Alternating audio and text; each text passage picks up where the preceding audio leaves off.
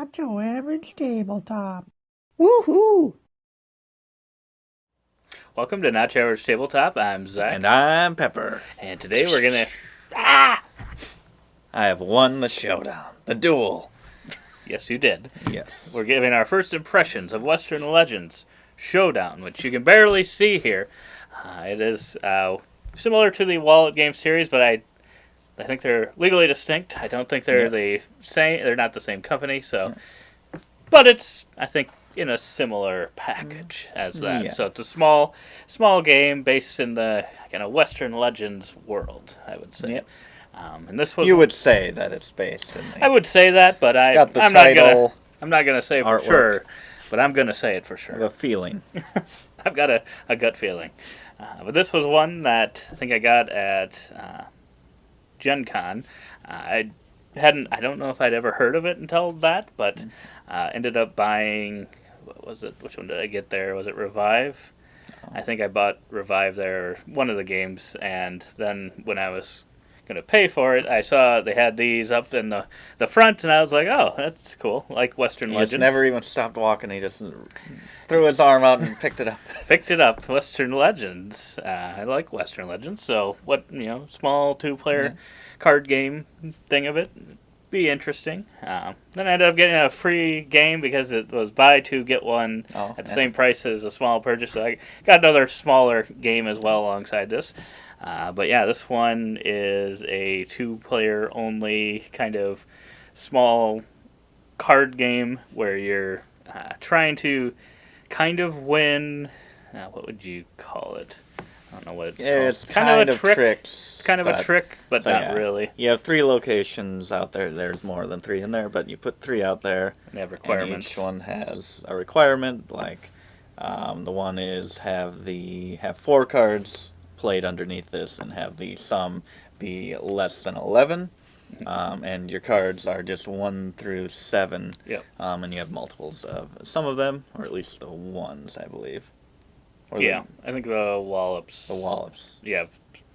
Maybe everything else is I think one? you have 3 of them and then 1 of everything else, yeah. So it's like 1 to 7, and you'll be playing those cards out to those locations, taking turns, and when you meet the requirement, if you trigger it to meet the requirement of that location, then you claim all the cards there, put them in your scoring pile, and those are pretty much points at the end of the game, and that location stays out there for to possibly be won again. Yep. So yeah, then whoever has the most cards at the end wins it all. And yeah, so it's relatively simple, but it's actually thinkier than I had initially thought. Analysis paralysis. It is analysis paralysis. Was spotted at the table. Yes, because it's not. It's tricky. It's not just card numbers necessarily, because each of the cards, kind of similar to maybe a fox in the forest, have effects that will happen when you play them, assuming they are larger than the previously played card at the location. Yep. So that's what gets you. You're like, oh, this is great. You. Oh, I can win this location. If I play this 2, that lets me play another card. I can play this one here, my 7, which is automatically win the location. I can take all those cards. But there's already a 3 there. So you're not going to get to play that extra card with that 2 because the 2 is lower than the 3 and you're not going to get the ability. Yep, and then you're thinking, but you typically you have to play a card. Yep. So it's like, but if I put any of these cards out there, then I'm going to be setting up my opponent.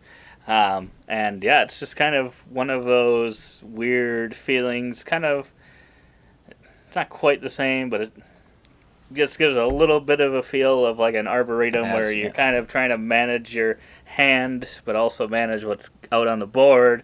And then it's just kind of a head-to-head, so it's kind of that back-and-forth feeling. There is that interesting piece that we didn't really make use of in our last play. I think we've each played this twice. Yeah. Well, we both once played it against Michaela, and we played it. I actually played it, I think, maybe 3 times against Michaela. Oh, okay. But we did. You know how I guess card abilities only trigger. That's making sense why you whooped me. The card abilities only trigger if they're higher number. We forgot that for one of the plays. Oh. So we decided to play it a couple times to actually get it right that time. Right. But yeah, so I am definitely more experienced here, and that is why I beat you by a point. Yes. But yeah, this is one that yeah, quick, obviously, because you can Yep. play it multiple times in a row if you want to. And yeah, I really like that one ability of if you have, there's this card that can kind of go back and forth between the players, Yep. and you can choose to pass. And in this game, that's actually can be very useful. Yes. Because there are times where it's like, I really want to keep this card for a future time, but I have to play something. But if you have that card, you can just pass. And they can't immediately pass back. Yeah, so obviously, can't just back and forth. So then they'd have to play. But then that's the tiebreak at the end of the game. So Yes, so and you'd it's like very that in close. front of you. Like you said, it's only it's going to be 9 cards. So it's very easy to tie in the game because you do have all the same abilities. So each trick you can pull, they can pull just as good throughout the game, which we did. We did pretty much the same things. All of our big moves we each did. And I think if you had passed it at the end, because you didn't think of it, if you had, then we would have tied. Yeah. But then you passing it to me would have given me the tiebreak at the end of the game. So it's actually a big deal having that tiebreak. It definitely is. And also giving them the option to pass again in the future. It is a big deal, and I think we definitely undervalued it and should not have kind of forgotten it at times. Yeah, I would 100% agree. But yeah, that's otherwise it's a solid game. I think it delivers, but yet is a thinkier game that it initially comes off as. Because even with those, there's just those fighting elements of wanting to get the card ability, not wanting to set your opponent up, just trying to manage all that stuff, trying to maybe set yourself up in a way. And then it's like, but they have all the same cards. So like if you're like, I want to build this stack up high so that like automatic win a location card, it's like, oh, then it's going to be really juicy for me. And it's like, well, they have that card too. They haven't played it. They only have like 6 cards left. They got 3 in their hand. I'm like, there's a good chance that they may have that in their hand, and if I make this juicy, they're just going to take it. Right. So it is a lot of thinking, a lot of, like, what can I do? And most of the time, you side with not setting them up, I feel. Yeah, that's how I felt as well, because it is so short. Like, you make one mistake in the game, and your opponent could easily take 4 cards, which, out of the 18 total winnable points, that's a good chunk. And likely if they did that, now probably what you have left over on the board is that you're probably not going to be able to win something, potentially. So, I think with those couple plays, I'd put this one at about a 7.5. It's one that obviously you can probably bring it anywhere you want. I think you could play it on a plane. So it's kind of one of those travel games. I think it'd be a solid one for that. I think Western Legends would be a little bit tougher to probably bring traveling. Yeah, probably maybe can't play that on a massive plane. box and just a massive board. That'd be a little tough. Try and let us know if you've played Western Legends on a plane. Yes. I think I'd give this one an 8 out of 10. I do. It is just like you said. It's a lot thinkier than you initially think, but it is a good thinky. But it does at times go to the point where it feels almost like torture or teasing you, like all these abilities of, and then you're like, oh, no, I can't do that. That doesn't work. Like I said, because the numbers have to be higher. But then you can also maybe reset it, because then if you like put a 1 down there and it's like, wait, now I can play this card at a location because it reset to the 1. The 1 didn't get the ability, but in the future, I could do a higher number on that.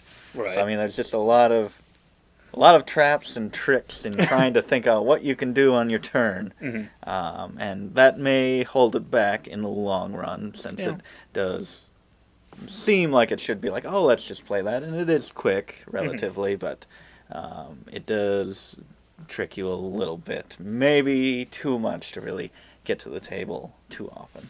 Yeah, I would agree. I think it's probably one, because I wouldn't say I would travel a ton, so it'd probably be one that take out every time I travel, maybe. So it won't be a ton, but it'll be still get out consistently. I think it'd be one that easy to do while traveling. So otherwise, I can't remember if we did an unpackaging of this one or not.